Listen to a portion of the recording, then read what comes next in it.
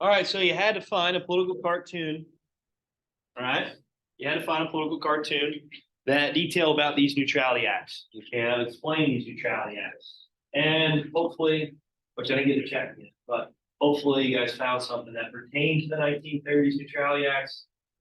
Every time I have this assignment out, I usually get something from Teddy Roosevelt way back when with big stick diplomacy. It's like, what is this? But I don't know. Anyway, so this is a good example of the neutrality acts. Oh, who created this? Connor? Dr. Seuss, right? We talked about him yesterday, and how a lot of these political cartoons at the time were created by Dr. Seuss, right before he wrote these books, right? We know is Cat in the Hat and Green Hat. What? Everyone decided to cancel. He changed his books too. I'd be pissed. Oh my He gosh. He got canceled. Canceled one of his books. What? No. Bro, I felt like I'm not. Was it the Butter Battle book? I don't think it was that one either. I'll figure it out. Chris, do you remember? No, I don't remember, but actually the name is pronounced Dr. Seuss. Dr. Seuss. And Okay, thank you. Dr. Seuss. I always said Dr. Seuss. Bathroom again. No, Oh, I okay. think it's the one about the zoo. Oh. Yeah. All right, okay, so the neutrality acts, you can see here the old man, right, kind of representing here the United States neutrality acts of the United States in the 1930s, right? His beard is hold tight to the shipment that will help maybe Great Britain fight off the approaching, the aggressive German army, right? The Luftwaffe, we've been talking about the Blitz for quite a bit now. Also, the Soviet Union, right? We mentioned about how Germany shifted their attention by 1941 to the Soviet Union, the real enemy, right, of the fascist Nazi party, the communists. And, right, we'll talk more with Japan and how aggressive they are in China. I know I mentioned a little bit already how they're expanding the Korean Peninsula into Manchuria, right, northern parts of China, and even down the eastern coast of China. So with that, the United States is going to try to help these countries out when it comes to fighting off these aggressive nations. And what was that act finally that allowed FDR to help trade with these countries that are fighting off these aggressive nations like Japan, like Germany? Right? What was that act called? It was last term yesterday, which a lot of people were worried, like, oh, if we give these powers to the president, right? Who knows? Might be way too many powers for the president, allowing him to look kind of like a dictator, which I'll talk a little bit more about here, B. The Lend-Lease Act, good job. So this grants the powers for FDR to trade finally, Great Britain, trade finally with the Soviet Union, with China to fight off, okay, Japan, obviously, Germany, and allowing for the U.S. to finally open up trade, okay. But with the Neutrality Acts of the 1930s, and Congress's goal is to try to keep America out of this war. We're so far separated, which that political cartoon I detailed yesterday with the bed, right? Stalin itch. Hitleritis, yeah, you can't talk good. Yes. Hitler fever, oh, Nazi fever, it was gross, all right? But the United States had its own separate bed. Why? Because we're so far away, right? We're across the Atlantic Ocean, so it's great stuff. And, right, with the Lend-Lease Act, this is a way for the U.S. to finally open up trade here. Okay, so one thing to note too with FDR, how long did he serve as president? I know I mentioned about this, Paul. 12 years, right? So we'll talk about, well, I won't really. All right. American history too, you'll talk more about FDR's presidency through the Great Depression, with the New Deal agencies, court packing, oh my gosh, and with his long term as president, right? His long, I can say career as president, really. And with all these powers granted to him, kind of look like, you know, somewhat of a dictator himself. Oh my. So in any case, you guys will look into that more. But with the Neutrality Acts, we were limited to what we could do. Great Britain's holding on by a thread, right? We talked about the Blitz, but they continue to fight on. They never surrendered, but they're just trying to get the U.S. involved, and there's nothing they can do. Okay, today we're going to talk more about what finally got the U.S. involved. And does anybody know the event? We should all know this. We talked about it. I know it on that day. I put it on the video lesson, but you guys don't watch the video lesson. Darn. Connor? Pearl Harbor. Yes, good job. Pearl Harbor. Good, good, good. So, what was the date? Does anybody know the date? Austin. Yes, good job. December 7th, 1941. Guess what? It was on a Sunday, the Lord's Day. Are you kidding me? Oh, and they attacked us on. Are you kidding? All right. Anyway, so here's your bell ringer for today. What a surprise attack, huh? Oh, there we were. Had no idea.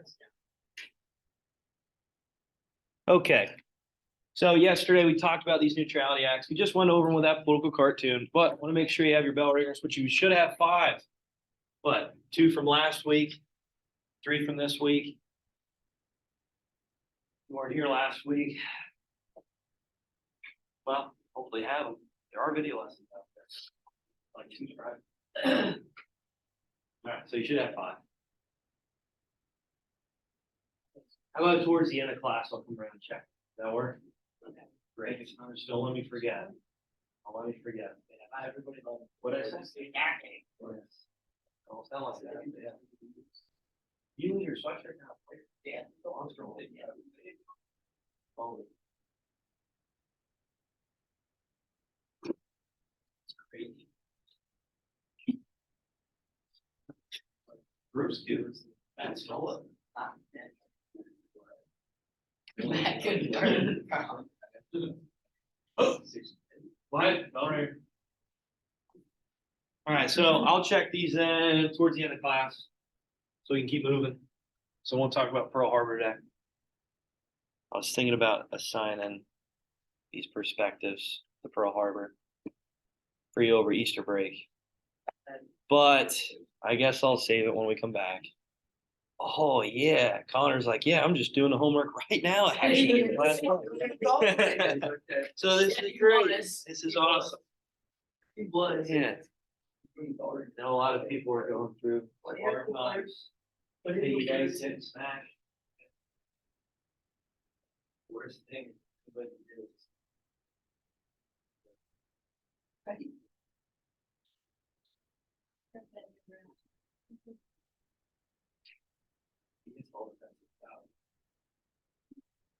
Did you see that picture of a baseball team?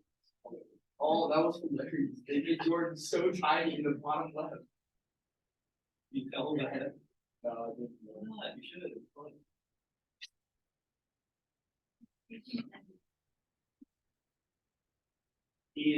While I was eating lunch yesterday, he took a picture. And I sent that picture back. It was small. So I'm gonna be the bigger man, right? Classic.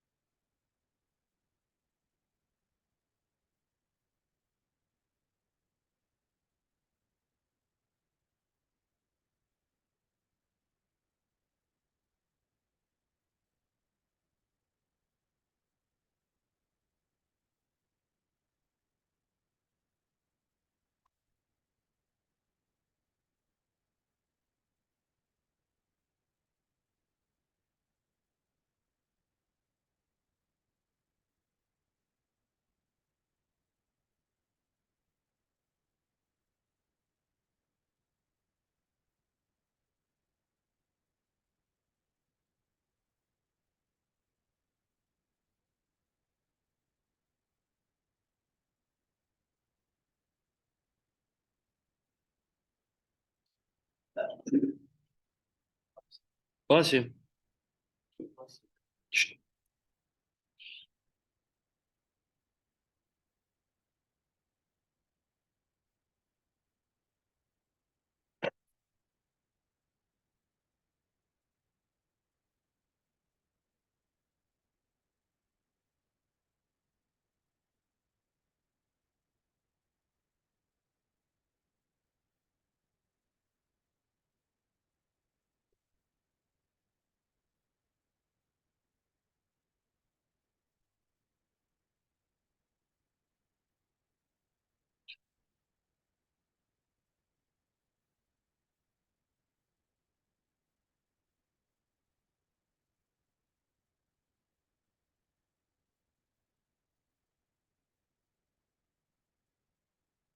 All right, okay, so the Neutrality Acts, okay, what kind of strain? Well, let's just look at the benefits first. So why was this a benefit for the United States? Go ahead, Connor. This completely kept them out of the European conflict. Yeah, good job, right? So one of the mistakes, so to speak, before World War I started is that the United States was trading with both the Allied powers and the Central Powers.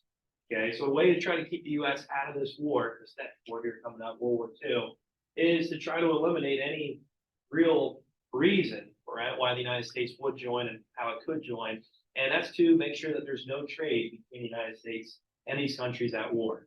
Right, that's only going to draw them into the conflict. Again, remember the U-boats targeting a lot of these American ships and even British ships that might have American passengers on. What was that ship? You remember World War I? Some it didn't actually pull us in the war, but it was kind of a push towards it. A lot of Lusitania, yeah, good job, good. So to try to avoid all this here, to try to avoid the United States getting involved in this conflict, the Neutrality Acts were created, and it wasn't just one; there are multiple versions of this act. So with the Neutrality Acts, keep the United States out of war. Okay, that's the benefit to it. What about the negative aspect to it? Well, it put a lot of strain on the United States and Great Britain's relationship. Also, you think about it, we are the voice of democracy, right? Okay, this representative form of government for the rest of the world to see. And as these dictatorships are forming in Europe and over in Asia, well, this is concerning. Okay, it leads to the point where the United States is the only democratic nation left. And Great Britain is holding on by a thread. If we're not going to support them, we're not going to help them out in this conflict. If they fall, well, I guess we'd be next, right? We're going to be the next target. So overall, when it comes down to it, the United States, Great Britain, okay, put a lot of strain on our relationship. And eventually, this Atlantic Charter would be signed between the United States and Great Britain, okay, forming somewhat of a stronger alliance between the two. And who was reaching out to FDR from Great Britain to help him out? What was his name? Chris. Winston Churchill. Yep, good job. So, again, key figure to remember. All right, so eventually, Lend-Lease Act will be created in the 1940s, which will allow the U.S. to trade with these countries that are being attacked by Japan, by Germany, right? These aggressive nations. So allowing us to finally open up trade. But again, a lot of people viewed it and said, wow, we're giving way too much power to the executive branch, to the president of the United States. All right, here's your one term, Pearl Harbor. There you go. So now we're moving into the 1940s. Well, 1941, we know Pearl Harbor happens. And this is the event that pushes the United States into World War II. Not only in the Pacific theater against Japan, but also against Germany, Italy, and the European theater. This is going to be a huge challenge. Here we are going to have to fight a two-front war. One being out in the Pacific Ocean, island hopping our way across, utilizing aircraft carriers, ships, right, battleships, airplanes, and then at the same time fighting another war over in Europe, North Africa, right, which is going to be a totally different environment. And the United States, were we prepared for warfare all this time? No. We're going through a what, Matt? A depression. Yeah. Okay, there you go.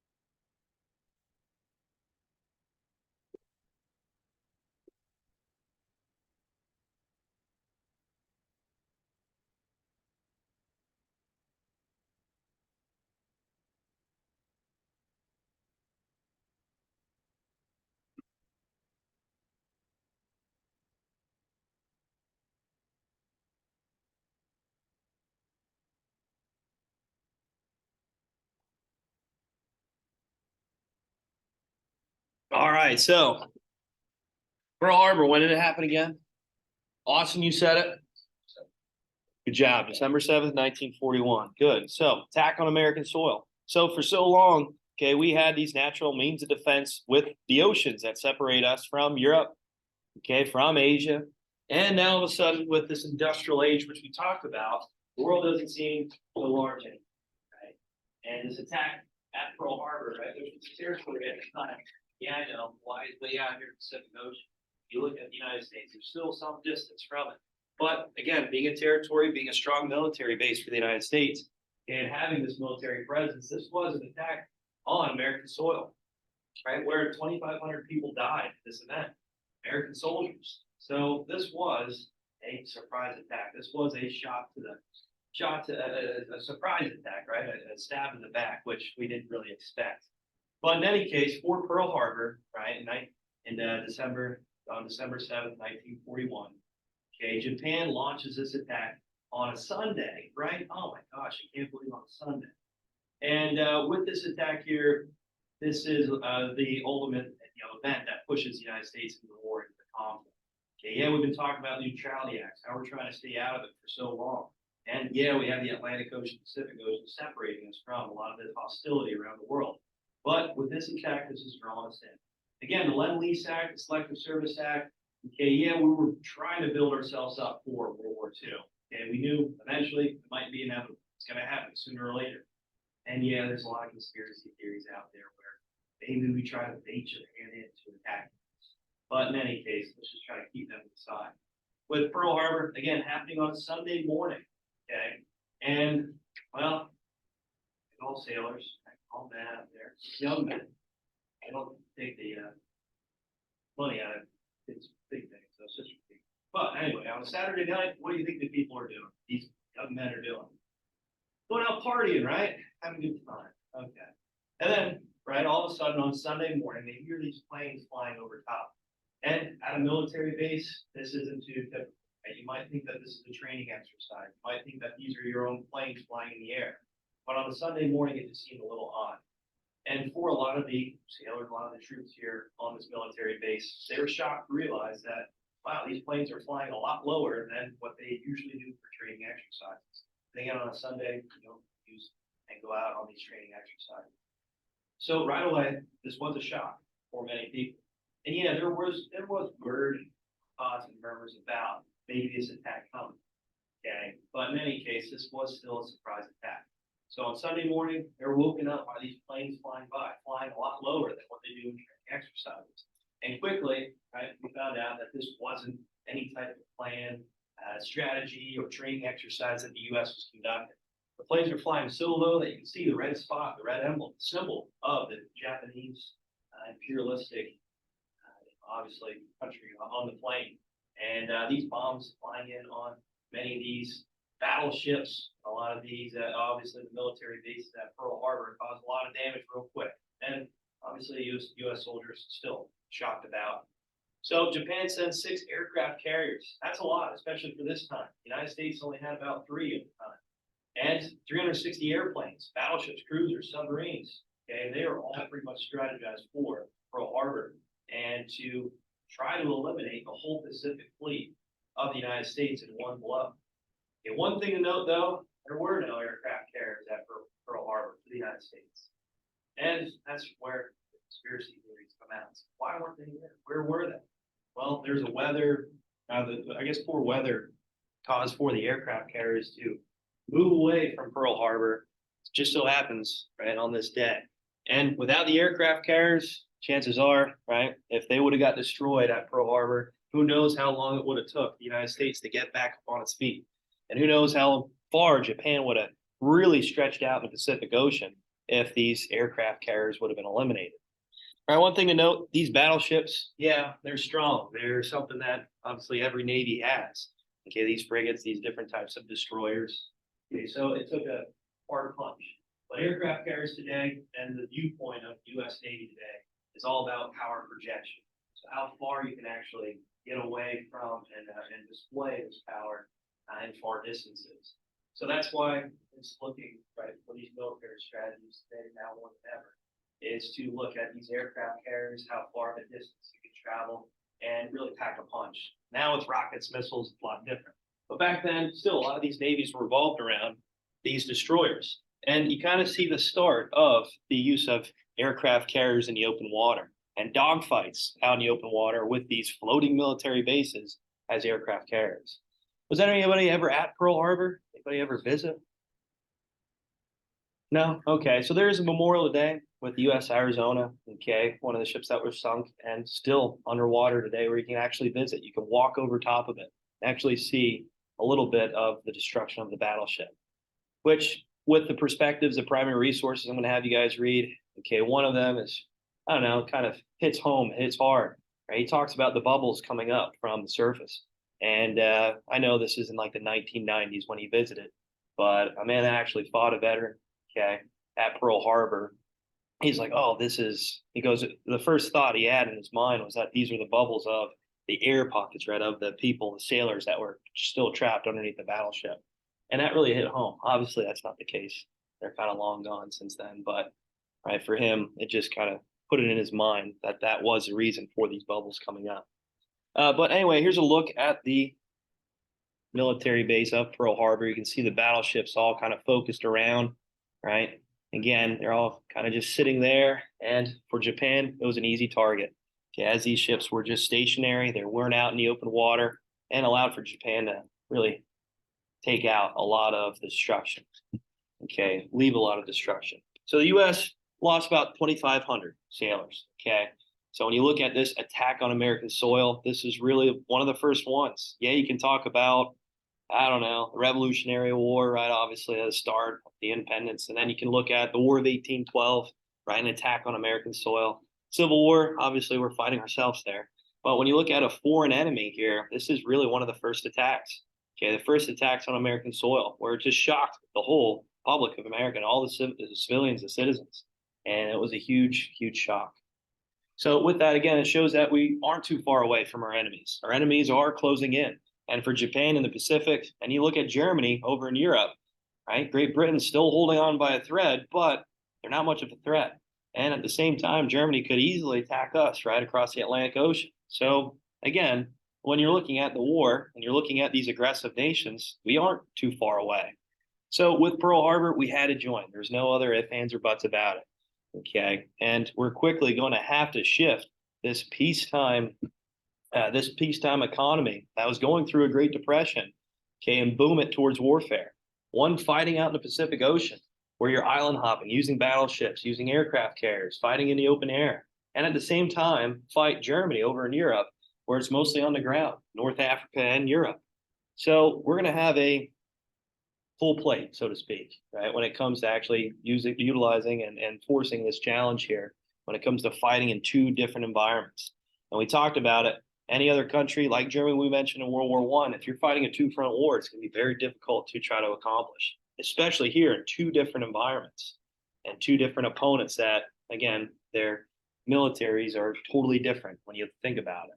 So the next day on December 8th, FDR, Franklin Roosevelt, announces that we are getting in war, okay, that we are declaring war. Obviously, Congress has the power to do that, but FDR makes a speech, which is famous by his quote. He details about December 7th, 1941, Pearl Harbor being a date that will live in infamy. So with that, the United States joins in 1941. Again, our Pacific Fleet was wiped out for about 6 months. Luckily, we had those aircraft carriers that were kind of focused out in the water. And usually you have these battleships that escort them to try to protect them, but they're all at Pearl Harbor. Weird, strange. Anyway, we also have to fight again over in Europe. So this is going to be a tall task for the U.S. Okay, so I was going to save that assignment for you, but real quick here, I want to show you a video. And yes, this is